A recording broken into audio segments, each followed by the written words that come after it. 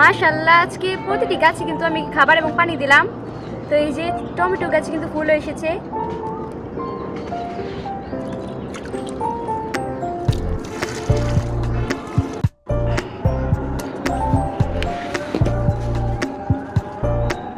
ব্যস্ত জীবন থেকে ছুটি নিয়ে যখন আমি এই বাগানে আসি তখন মনে হয় আমি এক অন্য জগতে যেন চলে এসেছি। ছাদ বাগানের সবচেয়ে গুরুত্বপূর্ণ কাজ হচ্ছে আগাছা পরিষ্কার করে দেওয়া, নির্দিষ্ট সময়ে খাবার দেওয়া এবং পানি দেওয়া।